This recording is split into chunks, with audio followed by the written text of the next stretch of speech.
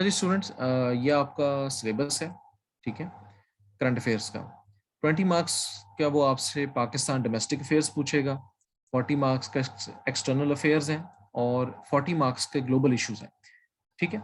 ये आपका ओवरऑल एक सिलेबस है CSS करंट अफेयर्स का। और आपको पता है कि इस पेपर में आपने मतलब 40 से नीचे आप फेल नहीं होते, या 33%, I don't know lower benchmark क्या है पास होने का। लेकिन इस क्योंकि ये GK 1 2 3 जो है, Pakistan affairs, current affairs and general science ability, collectively they are part of the general knowledge paper. तो लिहाजा इसमें आप अगर 40 से भी काम ले लेंगे आप फेल तो नहीं होते, लेकिन still you should aim for above 60। तो उसमें से ये आपकी डिवीजन होनी है, इस तरह से आपको सवाल पूछे जाने हैं कि 20 मार्क के तो आपकी वो हो गई, अपना MCQs हो गए जो इन्हीं टॉपिक्स में से वो निकालेगा। मार्क्स के आपके ये डोमेस्टिक अफेयर्स में से पूछेगा, पॉलिटिकल, इकोनॉमिक, सोशल, और 40 में से आपके एक्सटर्नल अफेयर्स में से पूछ लेगा, and the remaining 40 will be international affairs. So that means कि 40% आपका ग्लोबल इश्यूज पे है और 60% आपका पाकिस्तान रिलेटेड जो है अपने इश्यूज हैं, ठीक है, बी इट एक्सटर्नल और इंटरनल। तो हमने इंटरनल से करना है, डोमेस्टिक अफेयर से। अच्छा स्टूडेंट्स, ये डोमेस्टिक अफेयर्स का जो है ये एज सच कोई मेंशन नहीं है यहाँ पे, मतलब अगर आप तैयारी करें कि पॉलिटिकल लिखा हुआ है, पाकिस्तान डोमेस्टिक अफेयर्स पॉलिटिकल, तो what do you mean by political? अब आप क्या तैयारी करेंगे, आप क्या गूगल करेंगे कि जी political domestic affairs of Pakistan, वो तो आपको बहुत ही जनरल चीजें आपके सामने आ जाएंगी। तो what will you read in economic and social? अभी आपने ये देखना है कि दिस इज करंट अफेयर्स। सो जो आपने इसमें से टॉपिक्स एंटिसिपेट करने हैं, आपने इसमें से टॉपिक्स गेस करने हैं कि आजकल के सूरत हाल में जो पॉलिटिकल इश्यूज हैं और जो आपके इकोनॉमिक इश्यूज हैं या आपके सोशल इश्यूज हैं, what are the topics that are floating under these headings. तो last time I had interaction with some of my students, तो हमने कुछ टॉपिक शॉर्टलिस्ट किए थे, हमने कुछ टॉपिक्स हाईलाइट किए थे कि जो हमने पढ़ने हैं और जिनकी बहुत ज्यादा प्रोबेबिलिटी है कि वो क्वेश्चन पूछ सकते हैं। और इसमें से आपको मैं बताऊं स्टूडेंट्स के MCQs तो उसने निकालने हैं, लेकिन इनमें से आई थिंक कि एक ही सवाल आना है, पॉलिटिकल, इकोनॉमिक या social, because if this is what you see that कि 20 मार्क्स का है, तो you will have one question from this.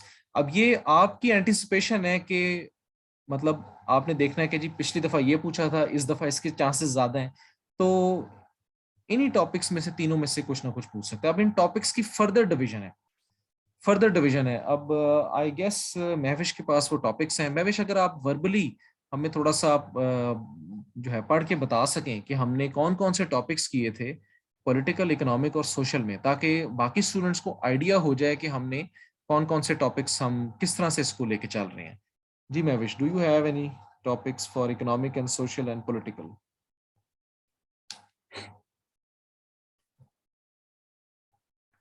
Ji sir. जी जी प्लीज, अगर आप रिपीट कर सर दें। हमने पॉलिटिकल में किया था प्रेसिडेंशियल और पार्लियामेंटेरियन जो था सिस्टम वर्सेस, बिल्कुल स्टूडेंट्स, ऐसा और ही है कि लोकल गवर्नमेंट पे। ऐसा ही है कि आपको पता है आजकल डिबेट चल रही है, बल्कि पिछले दिनों डिबेट चल रही थी कि जो है गवर्नमेंट प्रेसिडेंशियल सिस्टम लेके आना चाह रही। It was thought that the government is trying to bring presidential system, लेकिन ऑपोजिशन कह रही थी कि no, we will not let that happen. फिर लोकल गवर्नमेंट रिवाइव्स हुई है, जो है वो पाकिस्तान में, ठीक है, आपके प्रोविंसेस में लोकल गवर्नमेंट रिवाइव हुई है। अच्छा, इसी तरह ही आपके इकोनॉमिक्स अफेयर में कौन कौन से टॉपिक हमने एंटिसिपेट किए थे कि कौन कौन सर सी? इन्फ्लेशन किया था, यूथ अनएम्प्लॉयमेंट, ठीक हो गया। Inflation, IMF, CPEC, IMF, CPEC, FATF, agriculture, बिल्कुल, एग्रीकल्चर, एक्सपोर्ट्स वगैरह, crypto. Crypto currency, crypto currency. जी, ये इसी तरह इकोनॉमिक में किया सोशल था। में सोशल में हमने कुछ टॉपिक्स किए थे। तो पॉइंट इज, सोशल में जी जी बताएं। Senses, water issues, nationalism, minority rights, terrorism, women, freedom of बिल्कुल ऐसे ही। स्पीच, अच्छा, वुमेन हमने रैपिड। हमने जी वुमेन सर। हाईलाइट किया था ना टॉपिक। अब आप ये जी जी। देख, ऑन के फ्रंट पेज पे the the soldiers that are marching, किन की पिक्चर्स हैं? खवातीन की हैं, ठीक है। जी सर। यही बात है कि आपने एक चीज एंटिसिपेट कर तो यहाँ से आपने अपनी लिस्ट चेंज करते रहना है कि अच्छा यार अखबार में ये चीज बहुत ज्यादा आ रही है तो ये टॉपिक चेंज कर लेते हैं, अच्छा ये काफी दिनों से टॉपिक ये डेड हो गया, रिवाइव नहीं हो रहा, दोबारा से फ्लोट नहीं करना, उसको आपने स्ट्राइक आउट कर दिया। इस तरह से हमने अपनी जो है ना मतलब ये let's suppose this is political, यहाँ से हमने अपने टॉपिक्स मेंशन कर लिए। डेली आपने देखना है कि जी अपना ये वाले टॉपिक्स आ रहे हैं या आपने रिटेन रख लिए, कुछ टॉपिक्स डेड हो गए हैं कि इनके यार बहुत कम चांस, उसको आपने स्ट्राइक आउट कर दिया, कुछ को आपने रख लिया, कुछ को आपने स्ट्राइक आउट कर दिया। तो इस तरह से हमने अपनी एक लिस्ट मेंटेन रखनी है। आप फॉलो कर रहे हैं मेरी बात को? तो इस तरह से जो है वो हमने देखना है, क्योंकि ये बहुत जेनेरिक उसने एक टर्म दे दिया आपको, पॉलिटिकल, इकोनॉमिक एंड जो है वो सोशल। अब इकोनॉमिक में हमने अपनी लिस्ट में से एक टॉपिक आइडेंटिफाई किया हुआ था, this is the list, and one of the topic was IMF। अच्छा, अब हमने अपनी लिस्ट चेक की डेली, हमने देखा कि यार IMF का तो आज भी मेंशन्ड है, so that means it only increases the probability that this topic will be asked again। इसी तरह ही आपको पता है कि FATF जो है, FATF, वो भी बार बार न्यूज में चल रहा है, बल्कि आपके पेपर के महीने बाद उसकी रिव्यू है FATF का, जो उसका बोर्ड बैठता है। Again this makes it a very relevant topic. इसी तरह आपके एक्सटर्नल अफेयर्स में आपके आ जाएगा। नाउ यू टेल मी, अगर आप ये देखें Pakistan relation with regional and international organization, इसमें किसके ज्यादा चांसेस है आने के? सर OIC के हैं। एग्जैक्टली देखें आपके OIC लिखा हुआ है and it is in the front page of Dawn. तो डोंट यू थिंक कि अगर वो सवाल बना रहा है तो इसको वो लाजमी देखेगा, और इसमें से आपके 2 क्वेश्चंस के चांसेस हैं, बिकॉज दिस इज 14। अगर आपको देखें ना सवाल आपके तरह से मेंशन होते हैं, एक सवाल 20 का हो है, तो अगर आपसे यहाँ से सवाल निकालेगा भी तो क्या करेगा वो कि इसमें से 2 सवाल निकाल सकता है at the most, what I feel. तो आजकल उसने ये देखना है कि आजकल जो जो जो चीजें करंट है, देखें USA की जो है आपके साथ करंट है, कल भी अखबार में USA का मेंशन था, जी ठीक। सर। अफगानिस्तान करंट है, and again PM's visit, Russia. PM's visit, ठीक है। तो इस तरह से आपने जी। फोकस के शॉर्ट लिस्ट करके अगर आप चलेंगे, आप देखेंगे कि आपकी मेहनत भी कम होएगी, आपका टारगेट भी फोकस्ड होएगा, तो वो आप जब पेपर में बैठेंगे वो चीज लाजमी इंशाल्लाह ताला वो आएगी। ठीक हो गया?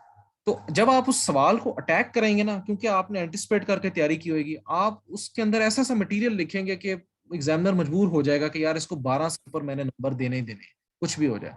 अगर आप एक एक टॉपिक करके उसको डिटेल में पढ़ना शुरू कर देंगे तो होएगा क्या कि आप सिलेबस आप इतना ज्यादा पढ़ लेंगे, एक स्पेसिफिक हो के आप जब नहीं करेंगे तो आपकी एफर्ट वो जो है मतलब गिर जाएगी। अब कल को अगर लेट सपोज एग्जाम से महीना पहले वर्ल्ड ट्रेड ऑर्गेनाइजेशन की बहुत ज्यादा बात होती है, तो देन यू कैन नो कि यार अब OIC शायद उसको इतना फेवर ना करे, वर्ल्ड ट्रेड ऑर्गेनाइजेशन को वो पूछ सकता है। तो इस तरह से आपने डे टू डे बेसिस पे अपना current affairs, because this is what means by current affairs कि व्हाट इज करंट, ओके। इसी तरह ग्लोबल इश्यूज में से जब हम वहां जाएंगे तो हम इसको मतलब वो देख लेंगे, ठीक है। अब ये मिलेनियम डेवलपमेंट गोल्स तो बड़ा पुराना हो गया, इसके कम चांसेस है। अब क्या जो है आ गया SDGs। इसी तरह ही जो है ना आपने अपना सिलेबस खुद ही ऑल्टर करते रहना है, आपने वो जो है वो वर्ड बाय वर्ड लकीर का फकीर होके आपने इसमें नहीं चलना। ओके,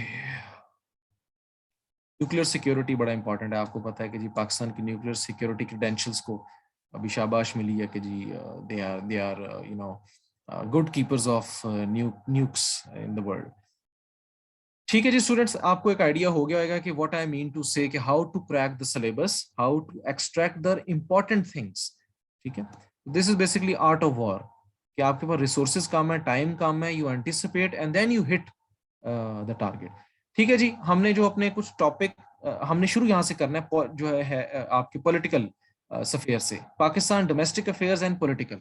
स्टूडेंट्स मेरा जो है तरीकेकार पढ़ाने का ये है कि I believe in empowering the student. Student को डिपेंडेंट नहीं रखना चाहिए, स्टूडेंट का थिंकिंग प्रोसेस उसको जो है वो स्टिमुलेट करना चाहिए, ताकि कल को पेपर में अगर उसको कोई एक अनजान सवाल भी आ जाता है तो उसका थिंकिंग प्रोसेस इतना स्ट्रांग हो कि वो कोई भी सवाल उसको टैकल कर सके। तो हमारी जो क्लास है basically it is less of a class and more of a group discussion. अगर आप सारे पार्टिसिपेट करेंगे तो फिर ही ये फ्रूटफुल डिस्कशन होएगी, अदरवाइज इट इज जस्ट कि मैं बोली जाऊंगा और आप सुन लेंगे एंड मतलब आपका थिंकिंग प्रोसेस डेवलप नहीं होएगा, मेरा होता रहेगा, which in fact should be the other way around. Paper आपने देना है, मैंने नहीं। तो the first topic that we anticipated was presidential versus parliamentary system, किसके बड़े चांसेस हैं।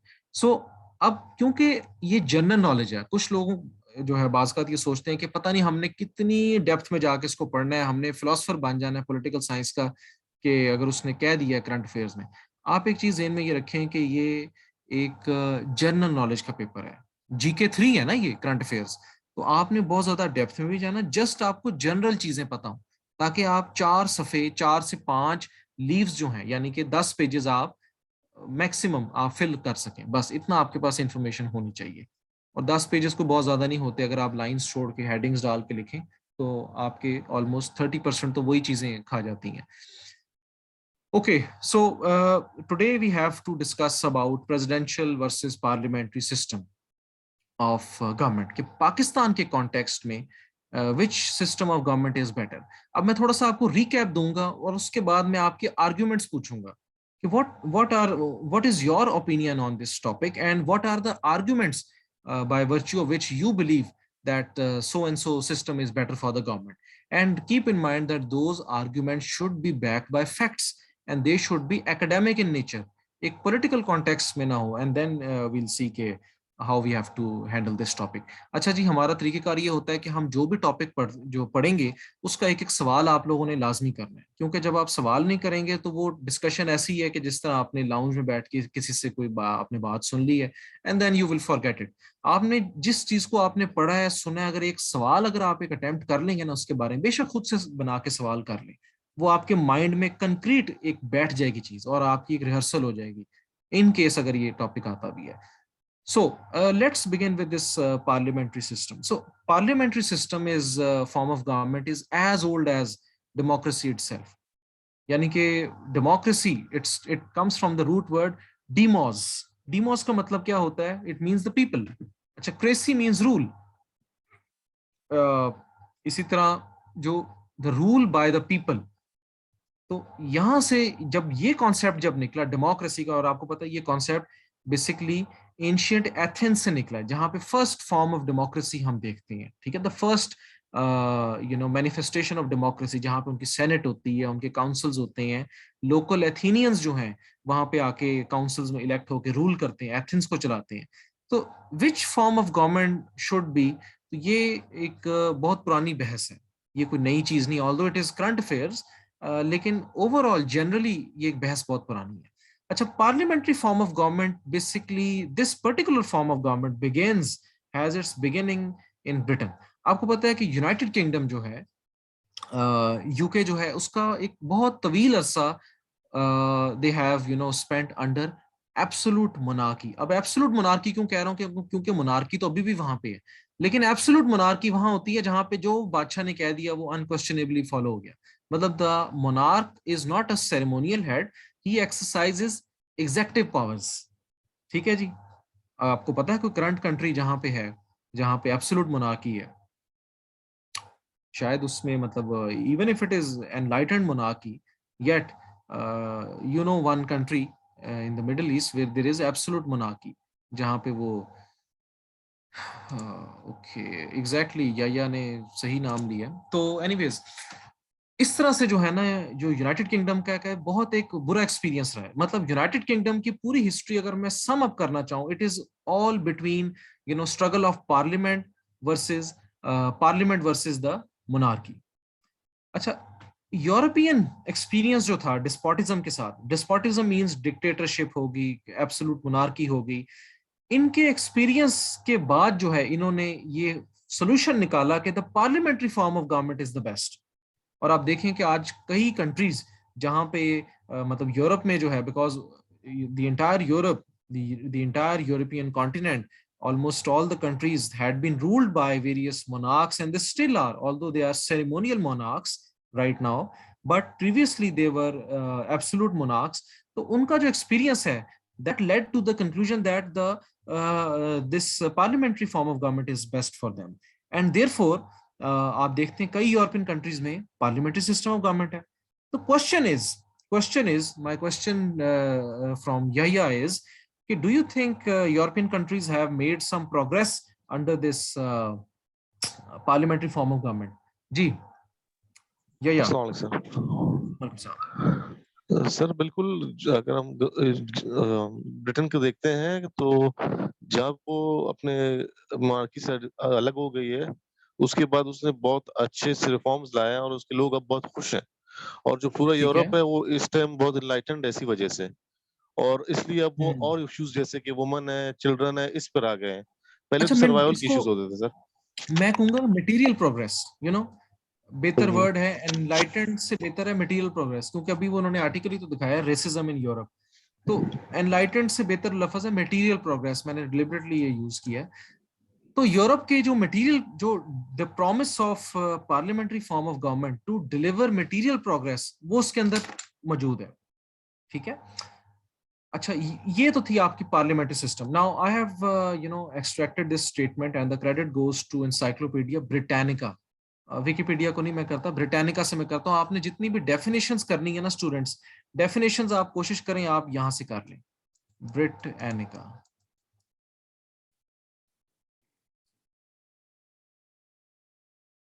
ये एक एनसाइक्लोपीडिया है, यहाँ पे बहुत अच्छी डेफिनेशंस होती हैं, आप ये कोट भी कर सकते हैं, और सारे सवालों में ना कोट कीजिएगा, उससे लगेगा कि आपने शायद एक ही सोर्स पढ़ी है, लेकिन दिस इज व्हाट बेसिकली हमने अंडरस्टैंड करना है कि what is a parliamentary system of government, a democratic form of government in which the party with the greatest representation in parliament forms the government. Its leader becomes the prime minister or chancellor, ठीक है जी। Executive functions are exercised by the member of parliament appointed by the prime minister to the cabinet, ठीक हो गया जी। ये है आपकी definition parliamentary, यानी कि लोग इलेक्ट करेंगे पार्लियामेंट, उसके अंदर से वो इलेक्ट होएगी आपकी जो है वो एग्जेक्टिव, पार्लियामेंट से आप एक्सट्रैक्ट करेंगे अपनी एग्जेक्टिव। सो बेसिकली पार्लियामेंट आपकी executive functions to some extent, जो मेंबर्स ऑफ पार्लियामेंट है, they are exercising the executive functions. अब दूसरी डिबेट आपकी आती है कि what is a presidential form of government. Presidential form of government basically ये शुरू होती है कहां से? It starts from, it has its roots in the United States of America. यानी कि आपको पता है कि जब इनकी फर्स्ट कॉन्स्टिट्यूशनल कन्वेंशन जो है, जो अडॉप्ट होती है 1787 में, तो they adopted the federal constitution for the US, and they elected a very very powerful president, जिसके दो रोल थे, डुअल मींस टू, दो रोल थे। First, he was also the head of state, जो अभी आपके पाकिस्तान में कौन है? President Arif Alvi, he is the head of state and he is a ceremonial figure. और चीफ एग्जीक्यूटिव कौन है पाकिस्तान का? Who exercise power as a chief executive? He is the PM, prime minister. लेकिन प्रेसिडेंशियल फॉर्म ऑफ गवर्नमेंट में the authority of the president and prime minister, they are exercised by the president. मगर ये system भी कोई as such मतलब वो इसमें कोई इनहेरेंट फ्लॉ नहीं है। यानी कि आप देखें कि 200 साल से ज्यादा ये system, it has been in existence for more than 200 years। और सिर्फ ये नहीं, काफी क्राइसिस के टाइम्स में this system has sustained itself. और इसकी एग्जांपल है civil war 1861 to 65 and the world wars. यानी कि होता है ना कि एक क्राइसिस के टाइम में एक सिस्टम कोलैप्स हो जाता है, इंस्टेबिलिटी की वजह से सिस्टम कोलैप्स हो जाता है। और सिविल वॉर एक पॉलिटिकल इंस्टेबिलिटी थी उनकी कंट्री में, लेकिन वो सिस्टम कोलैप्स नहीं हुआ, वो जो है इट सस्टेन्ड इटसेल्फ। इसी वजह से कई कंट्रीज जहां पे अमेरिकन इन्फ्लुएंस रहा है, they have adopted this this presidential form of government। Philippines हो गया, आपका साउथ कोरिया हो गया, ठीक है। लेकिन कई कंट्रीज जहां पे आपका वो रहा है पार्लियामेंट्री, जो है ब्रिटिश इन्फ्लुएंस रहा है, they have adopted this parliamentary form of government। So this is the जो है the roots of parliamentary and presidential form of government can be traced back to these two countries, Britain and US। और आगे आगे जहां पे इनका influence रहा है, वहां वही तरह का सिस्टम जो है विद सम माइनर चेंजेस, वो वहां पे मतलब रहा है। लेकिन देयर इज नो, वो कहते हैं one size fits all approach, कि एक साइज की चीज जो है वो सारों को नहीं आप उस तरह से पहना सकते, things have to be tailored.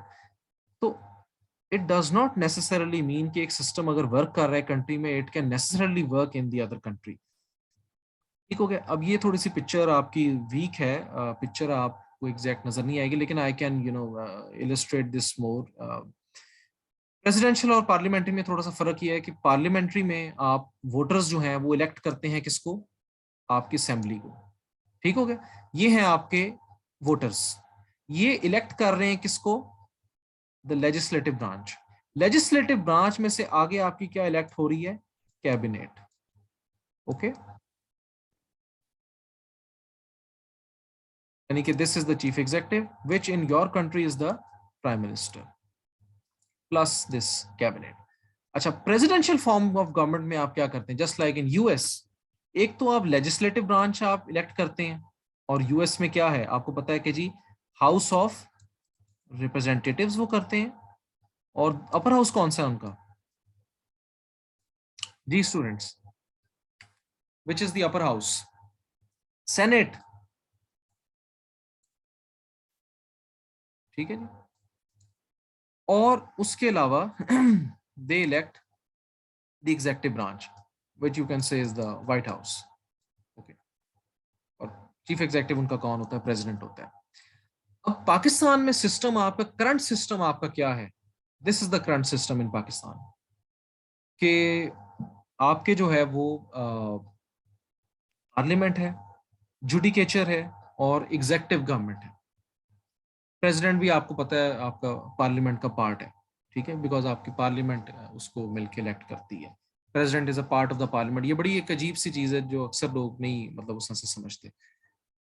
अच्छा जी, पाकिस्तान में आपका करंटली ये सिस्टम है कि people of Pakistan elect the parliament, lower house, ठीक है, मतलब आपकी असेंबली होगी, और आपके प्रोविंसेस में, ठीक है, और आपके पार्लियामेंट में से इलेक्ट होती है आपकी एग्जीक्यूटिव गवर्नमेंट, जिसमें से प्राइम मिनिस्टर ही चूजेस हिज फेडरल मिनिस्टर्स, जिसमें से फेडरल मिनिस्टर में से कुछ मिनिस्टर्स होते हैं, कुछ एडवाइजर्स होते हैं। ठीक है, और ये आपकी जुडिकेचर ऑल्सो। फिर इसी तरह ही आपके जो हैं असेंबलीज और आपकी नेशनल असेंबली, सेनेट वगैरह, ये मिलके इलेक्ट क्या करते हैं, आपका president. Real power, executive power इसके पास है, प्राइम मिनिस्टर के पास, who is answerable to the parliament. Clear हो गया। The cabinet is answerable to the prime minister, president and the prime minister is answerable to the parliament, and the parliament ये किसको answerable है, जी students यार active होके जरा class लें, आप लोग मुझे लगता है सोए हुए हैं। पार्लियामेंट किसको आंसरेबल है, सर पार्लियामेंट हमें means those people entitled to vote, not every जी पाकिस्तानी। जेलों में जो सर। पड़े हैं वो भी पाकिस्तानी हैं, ठीक है जी, जिन्होंने, जिनको वोट जो एलिजिबल नहीं है वो भी हैं। तो ये आपने थोड़ा सा फर्क रख लेना है, टू द वोटर्स, ठीक है, जी सर। टू द वोटर्स, ये हमें आंसरेबल है, ठीक है। अच्छा, हमें इन अ सेंस आंसरेबल इसलिए है कि we can penalize them in the next elections, इस सेंस में आंसरेबल है। अच्छा, अब ये आपको समझ आ गई कि यार पार्लियामेंट्री क्या, प्रेसिडेंशियल क्या, और ये आपको पता होएगा पहले भी, ये इसमें कोई ऐसा नई बात आप लोगों के लिए नहीं है, ये जनरल चीजें हैं। सिर्फ मैंने आपको एक फॉर्मल सेटिंग में आपको दोबारा मैंने बताई है कि मतलब अगर आप इसे लिखना चाहें तो this is basically you know how you can give the examples, and ये आपका इंट्रो पैराग्राफ में एक आ सकता है, ये सारी चीजें। और ये आपके गवर्नमेंट का स्ट्रक्चर आ गया। By the way, even if you draw this structure in your answer, तो ये भी बड़ा अच्छा इम्पैक्ट एक पड़ेगा। So this is an additional piece of information for you. अच्छा जी, अब हम ये एनालाइज करते हैं कि पाकिस्तान के लिए बेहतर फॉर्म ऑफ गवर्नमेंट क्या है। अब कीप इन माइंड, ये कहीं पे जो है अर्श पे नहीं लिखा हुआ कि जी पाकिस्तान के लिए यही फॉर्म ऑफ गवर्नमेंट बेहतर है, दूसरी नहीं है। ये एक डिबेट है, this is a debate. We have had experience with both the presidential and the parliamentary form of government। हमें दोनों, मतलब दोनों फॉर्म ऑफ गवर्नमेंट हमने एक्सपीरियंस कर ली। सो द क्वेश्चन इज कि which form of government is better suited to our conditions? कौन सी form of government जो है वो पाकिस्तान के कॉन्टेक्स्ट में बेहतर है? मैंने आपको बताया कोई इसका एब्सोल्यूट आंसर नहीं है, ये मैथ्स नहीं है कि आपने 1+2=3, वो वाला हिसाब नहीं है, ये आपके आर्ग्यूमेंट्स पे डिपेंड करता है। अगर कोई कहता है कि sir presidential form of government बेहतर है, फाइन, आप अपने ओपिनियन पे स्टिक करें, but you should have valid arguments for that. And similarly, I might have my own form of my own opinion, and I have reasons for that.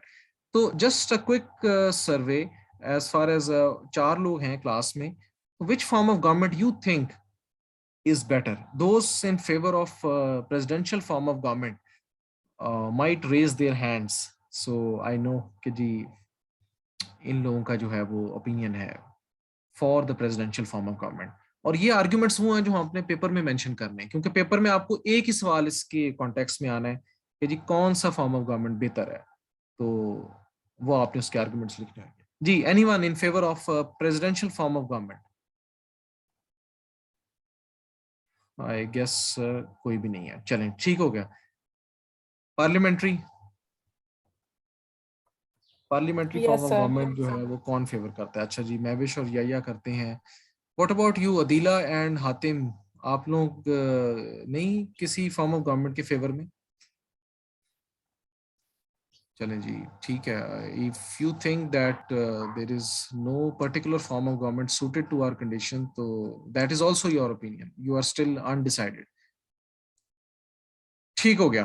अच्छा चलें हम अपने पॉलिटिकल कंडीशंस को analyse करते हैं कि हमारी जो पॉलिटिकल कंडीशंस हैं वो कैसी रही हैं। Pakistan started with you can say to some extent एक parliamentary form of government थी, in a sense कि आपके जो फाउंडिंग फादर थे कायदे आजम मोहम्मद अली जिन्ना रहमतुल्लाह अलैह, इनका विजन जो था, मतलब हमें कैसे पता है कि जी वो ये फॉर्म ऑफ गवर्नमेंट चाहते थे? Because he himself became the governor general and he allowed prime minister Liaquat Ali Khan as prime minister to work under him, and obviously he reported to the constituent assembly. ठीक है जी, constituent assembly. तो from this example I can say कि जी हमारे founding father का vision ये था, he as a lawyer, ठीक है जी, plus as the founding father he perceived कि जी पाकिस्तान के जो हालात हैं इसमें प्राइम मिनिस्टर जो है अपना a parliamentary form of government, a prime ministerial form of government is better suited to our condition. ये इनका vision था, and things continued that way from 1947 until 1951. लेकिन कॉन्स्टिट्यूएंट असेंबली आपकी जो है, it was उसका प्राइम टास्क था law बनाना। वो लॉ आपके एज सच लॉ मेकिंग में उसने कोई खास कारकर्दगी नहीं दिखाई। इंस्टेड इट बिकेम द एक बहुत ज्यादा हीटेड डिबेट्स होती थी वहां पे पॉलिटिक्स बहुत ज्यादा इन्वॉल्व हो गए कि जिसकी वजह से constituent assembly could not be empowered और it could not focus on its prime law making functions. लिहाजा the power of constituent assembly और its true role it started to decline. अब कॉन्स्टिट्यूएंट असेंबली का जो रोल है, when it started to decline, it created a vacuum and it was filled by whom? This vacuum was filled by the Governor General. अब Governor General basically एक आपको पता है कि आपके इंडिपेंडेंस से पहले who was the most powerful man in British India? He was the Governor General. ठीक हो गया। जब पाकिस्तान बनता है तो कायदे आज़म wanted to go to do away with this viceregal system, to do away with this governor general system. That is why he allowed Liaquat Ali Khan to function as prime minister. ठीक है, मगर जब आपकी एक पार्लियामेंट्री ट्रेडिशंस आपकी कंट्री में root नहीं ले पाते, and when the first prime minister was assassinated on 16th October, so this void was filled by this person. मतलब the governor general, the office of governor general started to increase. तो लिहाजा होता ये है कि इसका इम्पैक्ट आप देखते हैं कि जी पाकिस्तान जो है उसमें प्राइम मिनिस्टर कितने शॉर्ट अरसे बाद बदलते हैं, मतलब कैन यू इमेजिन कि जी ये 2 साल बाद और ये 2 साल बाद, ठीक है जी, फिर आप अगले इस पे पेज पे आप आ जाएं, अगले पेज पे आप आ जाएं, ठीक है जी, ये 6-6 महीने की इनकी तो बहुत छोटी हुकूमत थी, मतलब कौन थे ये, हाँ उस खान। तो व्हाट यू सी इज कि जैसे पाकिस्तान का जो है जो प्रेसिडेंशियल टच आया, ऑल्दो एज सच तो प्रेसिडेंशियल नहीं थी, लेकिन जो है व्हेनेवर जो है वो absolute power started to increase in the form of one man, this governor general, तो आपके जो नीचे जो political uncertainty it started to increase. और उसकी एग्जांपल ये है कि बल्कि इतनी फ्रीक्वेंटली ये चेंज होते थे प्राइम मिनिस्टर्स कि नेहरू ही वंस सेड कि इतनी जल्दी मैं अपनी धोती या पजामा नहीं बदलता जितनी जल्दी पाकिस्तान प्राइम मिनिस्टर बदलता है। तो मैं परेशान हूं कि जी मैं किससे वहां बात करूं कि वहां तो आपकी रोज आपकी हुकूमत बदली होती है। And this is the actual wording, not the actual, लेकिन this is what he means to say. This was our perception abroad कि जी इतनी पॉलिटिकल अनसर्टेनिटी। और इसकी एग्जांपल आप ये कोट कर सकते हैं कि मतलब जो है how prime ministers kept on changing and some even came for a few weeks। आप मलिक फिरोज खान नून साहब की, आई चंद्रीगढ़ की आप एग्जांपल दे सकते हैं। अच्छा, ये वो दौर है जो आपका highly this tenor is this period is associated with high political uncertainty. It started from I can say 1951, and for 6 years, 6 years आपके कितने प्राइम मिनिस्टर हैं? 1 2 3 4 5 6, ऑलमोस्ट 6 प्राइम मिनिस्टर्स। बहुत बड़ा टाइम होता है कि आपके 5 years में आपको एक प्राइम मिनिस्टर रहना चाहिए, लेकिन इन 6 years you had almost 6 prime ministers. So this shows how high the political uncertainty was. अब political uncertainty में it was a battle between the governor general और द न्यूली आपका 1956 में कॉन्स्टिट्यूशन आता है, तब the governor general was he was renamed as the president. तो it was a battle between the constituent assembly, आपकी legislative assembly कह लें, कॉन्स्टिट्यूंट असेंबली कह लें, वर्सेस योर प्रेसिडेंट, और यू कैन से द गवर्नर जनरल। ये बैटल आपकी रहती है इन सारे ईयर्स में, फ्रॉम 1951 टू 57। सॉरी मेरी हैंड राइटिंग है because I am using my mouse, तो बस ये हैंड राइटिंग थोड़ी सी ऐसी है। तो ये जो आपकी बैटल रहती है, इसमें इसका इम्पैक्ट क्या होता है कि कॉन्स्टिट्यूंट असेंबली अपने बार बार आपको पता है कि वो डिसॉल्व होती है, और उसमें जो फर्स्ट टाइम डिसॉल्व की गई and versus this prime minister और द गवर्नर जनरल। ये आपका पॉलिटिकल अनसर्टेनिटी का दौर है। ठीक है, ऑल्दो आपकी गवर्नमेंट में एक जो पार्लियामेंट्री टच था बाय वर्च्यू कि आपके पास प्राइम मिनिस्टर था and he was answerable to the constituent assembly, and the president was supposed to be a ceremonious figure, लेकिन ये बैलेंस डिस्टर्ब होता है। इन अ वे he came at the mercy of the governor general or the prime or this president, the prime minister।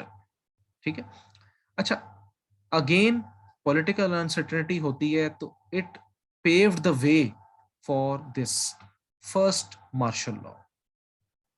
पहले जो चीजें थोड़ी सी uncertain थी कि जी मतलब जो है do we have exactly the parliamentary और the presidential form of government, अब वो चीजें क्रिस्टल क्लियर हो जाती हैं। Now a military man named as Mohammad Ayub Khan, he steps in and he imposes the first martial law. और ये जो आपका दौर है अयूब खान के आने के बाद का जो दौर है, फॉर्मली तो 1962 में ये डिक्लेयर करता है, from 1962 onwards he declares Pakistan to be a presidential, the form of government he declared was presidential। यानी कि आप देख सकते हैं कि 58 में मार्शल लॉ लगता है, 62 में कॉन्स्टिट्यूशन आता है, और all the way up till 1969 it becomes a presidential form of government. फिर 1971 में आपको एक लॉस उठाना पड़ता है in the form of separation of East Pakistan. फिर आपके जो है again you started to switch towards parliamentary, यानी कि पहले आपका पार्लियामेंट्री था, ठीक है, फिर आपका प्रेसिडेंशियल आपका आ गया, फिर आपने दोबारा स्विच किया किस तरफ, prime ministerial form of government, and the person responsible for bringing this setup was prime minister Zulfikar Ali Bhutto, Z Bhutto. तो होता क्या था कि आपके पास दोनों थे, प्रेसिडेंट भी था और प्राइम मिनिस्टर भी था, but this president was suppose to be a ceremonial figure, यानी कि जैसा प्रेसिडेंट आरिफ अलवी क्या करते हैं, मतलब power is exercised in his name, yet the real power vests with the prime minister, जो कि आपके पार्लियामेंट से इलेक्ट होता है, आपकी हाउस में मेजोरिटी कमांड करता है, और आपके जो है वो असेंबली को, आपके पार्लियामेंट को रिस्पॉन्सिबल होता है। लेकिन unfortunately this system could not go on for long time. 73 से 77 तक आपके पास प्राइम मिनिस्टर, ये PM, he was the chief executive. मगर आपको पता है कि जी उसके बाद पॉलिटिकल अनसर्टेनिटी होती है, जिसके बाद ही this Zulfikar Ali Bhutto was jailed and martial law was imposed by Ziaul Haq, sorry. Again आपका जो है you switched towards which form of government? Presidential.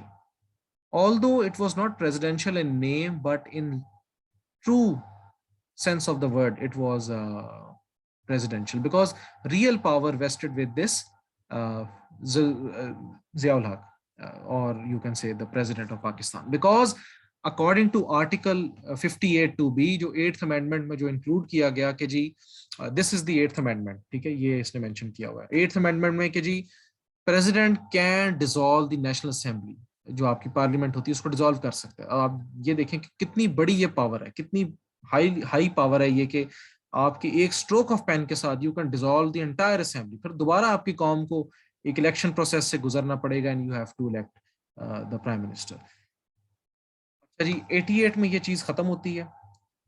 Again आपके पास जो है वो you switch towards prime minister form of this parliamentary form of government.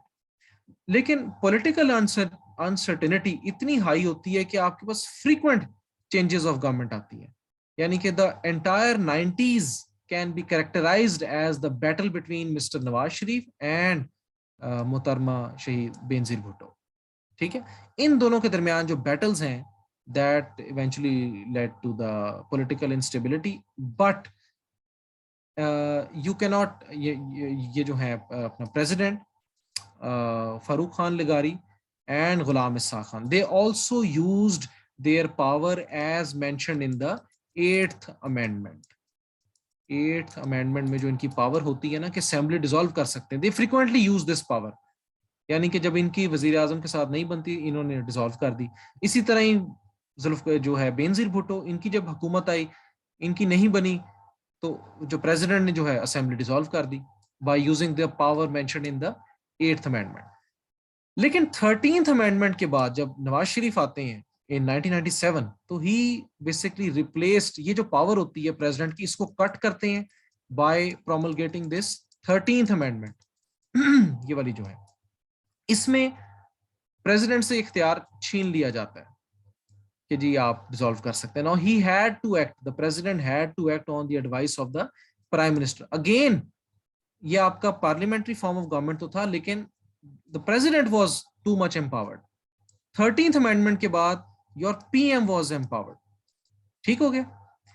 मगर you started to 13th amendment was a good option for Pakistan के जी आपकी parliamentary form of government एक अच्छे जो है इसका बिगिनिंग है कि प्राइम मिनिस्टर आपका ज्यादा एम्पावर्ड है, which is basically who has been elected from the parliament. लेकिन अगेन आपके जो है वो सेंट्रलाइजेशन ऑफ पावर होती है by coming of this person Pervez Musharraf, ठीक है, he becomes the chief executive. और ये जो है दोबारा से लेके आते हैं अमेंडमेंट, आई गेस ये कौन सी है, 17th अमेंडमेंट है, जिसमें दोबारा प्रेसिडेंट को पावर मिल जाती है कि दैट ही को डिसॉल्व द नेशनल असेंबली। और अगेन आप देखते हैं कि कितनी पॉलिटिकल अनसर्टेनिटी आती है, ठीक हो गया। As long as he remains the prime minister, sorry the president, तो आप देख सकते हैं again this era is characterized by the political uncertainty.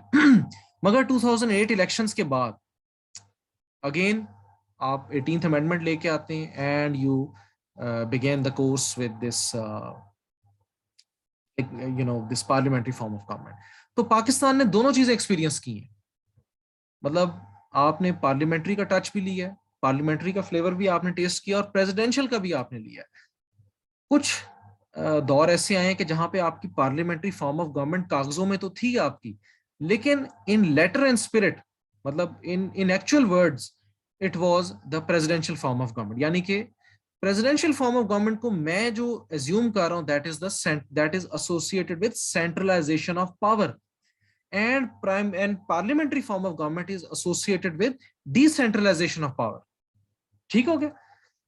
तो पाकिस्तान का जो एक्सपीरियंस ओवरऑल रहा है, अब ये तो वैसे एक कंपैरिजन है between military and civilian, but what we have seen कि जब भी आपके इलेक्टेड रिप्रेजेंटेटिव्स आपके आते हैं तो they always prefer parliamentary form of government. जब आपके मिलिट्री डिक्टेटरशिप आपकी आती है, बिकॉज उनकी ग्रास रूट लेवल पे सपोर्ट नहीं होती, दे आर नॉट पॉलिटिशियंस, उनकी सपोर्ट बैरक्स के अंदर होती है, उनकी सपोर्ट उनके हेडक्वार्टर से होती है, या जो आपके ब्यूरोक्रेसी होती है, तो they have always preferred this presidential form of government.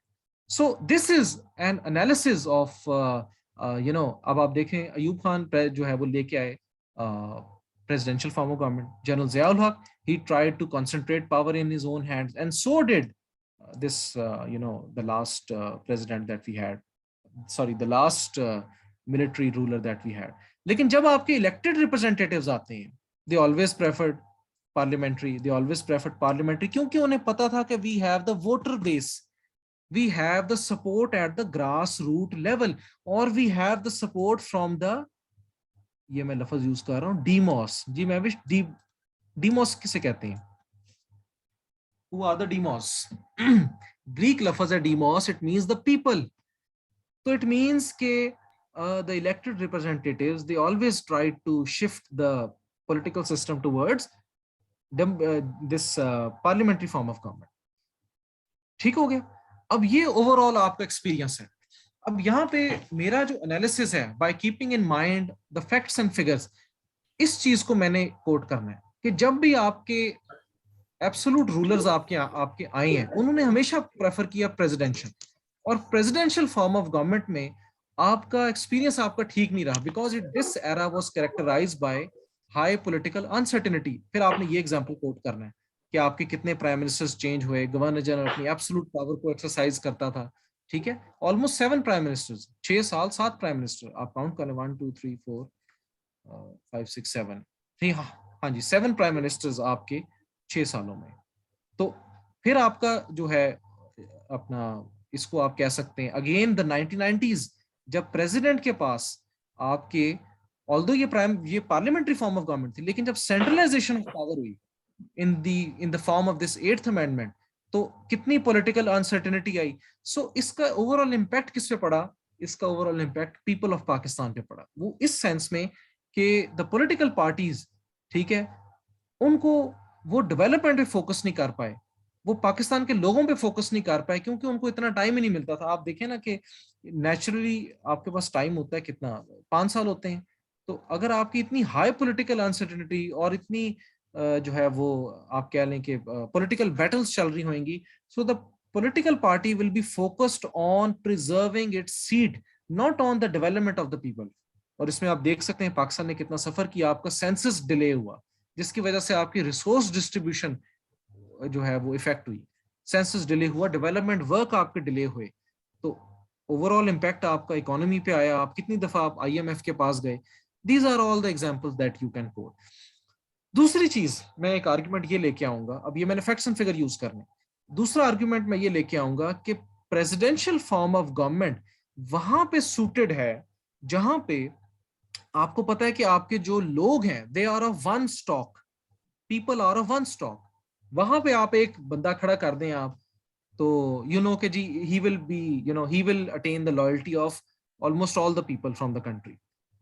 अब पाकिस्तान में सवाल ये आता है कि who will become the president. अगर आप प्रेसिडेंशियल फॉर्म ऑफ गवर्नमेंट लेके आते हैं, तो क्या वो बलोची होएगा, क्या वो सिंधी होएगा, पंजाबी होएगा, या वो KP से होएगा? तो आपकी जो स्टॉक है that is not homogeneous. Homogeneous आप समझते हैं ना, जिस तरह आप ब्रिटेन में जो है आप देख लें, या आप यूएसए में देख लें, people are of Anglo Saxon stock. Anglo Saxons है ना, मतलब वो कहाँ से उनकी डिसेंट है, they are from Europe, they are from मतलब जो ब्रिटेन के जो है प्रोटेस्टेंट्स, सॉरी जो कैथोलिक्स वगैरह हैं, वहां वो माइग्रेट करके आ गए। सो प्रेसिडेंशियल फॉर्म ऑफ गवर्नमेंट वहां पे सूटेड होती है जहां पे जो है आपकी पॉपुलेशन की कॉम्पोजिशन वो टू सम एक्सटेंट वो होमोजेनस हो। जहां पे आपकी पॉपुलेशन की कॉम्पोजिशन जो है दैट इज नॉट होमोजेनस, या जहां पे people are of different ethnicity, वहां पे आपके सेंट्रलाइजेशन ऑफ पावर जो है वो एक सक्सेसफुल एग्जांपल नहीं होता, बिकॉज वहां पे एथनिक पॉलिटिक्स बीच में आ जाते हैं। Following my example, are you following my argument? So ये मेरा इस पे जो है ना वो मतलब टेक है। And these are also other जो है वो merits of parliamentary form of government which you can use, और ये मुझे एक एग्जांपल एक मिला। तो द पॉइंट इज कि आपको सवाल यहाँ से जो आएगा, it will be one question कि जी which form of government do you think is better suited to our our political conditions। तो इसमें आपने अपने आर्गुमेंट्स देने हैं। अब आप प्रेसिडेंशियल भी कह सकते हैं, पार्लियामेंट्री भी कह सकते हैं, लेकिन इसमें बेहतर यही है कि आप अगर पार्लियामेंट्री को सपोर्ट करें। हो गया। तो because इसमें again as I told you कि some of the merits of the मतलब why I am favoring parliamentary form of government, कि parliamentary form of government is is likely to promote feelings of neglect and alienation among the people of smaller provinces। smaller provinces की representation जो है वो उस तरह से नहीं हो पाती, ठीक है। and it is this era in Pakistan's history is associated with political uncertainty and instability। ठीक हो गया। और करप्शन भी हमने देखा है कि करप्शन और अब्यूज ऑफ अथॉरिटी वो भी वहां पे रही है, और basically it accentuates with this presidential form of in a presidential form of government accountability कम होती है, करप्शन जो है ये ज्यादा बढ़ जाती है, और ऑब्वियसली इसमें फेवरेटिज्म और ये सारी चीजें ये भी आ जाती हैं, because the president is directly answerable to the people, he is not answerable to the parliament। so मतलब the question of accountability ये एक बहुत बड़ा जो है ना वो एक प्रॉब्लम आता है, especially in Pakistan's case, because जो है हमारा अक्सर जो दौर है वो पॉलिटिकल अनसर्टेनिटी के साथ जो है हमने गुजारा है, तो लिहाजा presidential form of government is prone to abuse of power. अच्छा, आपने किसी भी एक फॉर्म ऑफ गवर्नमेंट को बिल्कुल ही आपने बुरा नहीं कह देना। देखिए यूएसए में नहीं चल रहा प्रेसिडेंशियल फॉर्म ऑफ गवर्नमेंट, लेकिन आप ये भी देखें कि उसके पीछे उन्होंने कितनी मेहनत है उसकी, कितना उनकी सोसाइटी के अंदर इसकी डीप एक्सेप्टेंस है। आपके सोसाइटी में जो है वो डीप एक्सेप्टेंस अभी इस फॉर्म ऑफ गवर्नमेंट की नहीं है, तो आपने एब्सोल्युटली किसी फॉर्म ऑफ गवर्नमेंट को ये नहीं कह देना कि जी ये तो जो है वो ऊपर से उतरा हुआ निजाम है, ये तो ये तो खुदाई निजाम है, या आपने ये नहीं कह देना कि ये जो प्रेसिडेंशियल फॉर्म ऑफ गवर्नमेंट है ये बिल्कुल ही फारग है। आपने थोड़ा सा बैलेंस रह के बात करनी कि इसके मेरिट्स और डीमेरिट्स में से इसके डीमेरिट्स ज्यादा है। ठीक हो गया।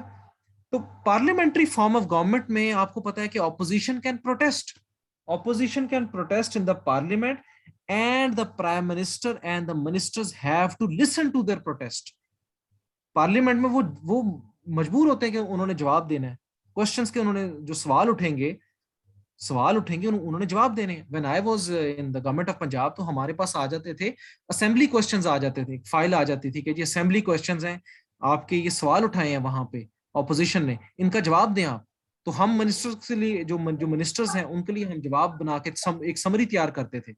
Imagine if it was a presidential form of government, तो कौन उन्हें सवाल करेगा, कौन सवाल पूछेगा? No one. तो पार्लियामेंट्री फॉर्म ऑफ गवर्नमेंट में आपके ऑपोजिशन के पास ये एक एवेन्यू होता है, एक उनके पास ये प्लेटफॉर्म होता है कि they can directly ask the prime minister and the ministers कि आपने ये किया, इसका इस सवाल का जवाब दें, they are bound to answer the question. तो पाकिस्तान के केस में जहां पे अब्यूज ऑफ अथॉरिटी या जहां पे नेशनल इंटेग्रिटी जहां पे खतरे में है, तो वहां पे या जहां पे स्मॉलर प्रोविंसेस भी हैं आपके पास, जहां पे अंडर रिप्रेजेंटेशन है, वहां पे parliamentary form of government is better suited to our environment.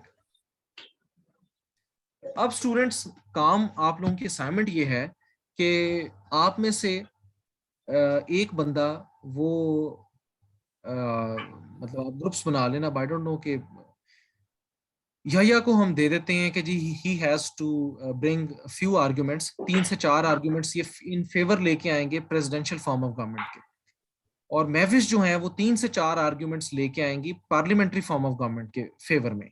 तो इस तरह से आप लोगों की जो है ना एक छोटी सी डिबेट एक नेक्स्ट क्लास में हो जाएगी। आप मेरे आर्गुमेंट्स को भी ऐड कर सकते हैं, अपने भी आर्गुमेंट्स आप लेके आ सकते हैं। तो आपने किसी पेज पे अगर आप नोट्स बना रहे हैं तो आपने उसमें 3 से 4 आर्गुमेंट, या will speak in favour of presidential form of government, और महविश जो है वो बोलेंगी पार्लियामेंट्री फॉर्म ऑफ गवर्नमेंट। अब बाकियों का मुझे नहीं पता will they be in the next class और नॉट, लेकिन ये दोनों तो हैं ही। ठीक हो गया स्टूडेंट्स? एनी क्वेश्चन, एनी और even if you want to share a thought, जी बताएं।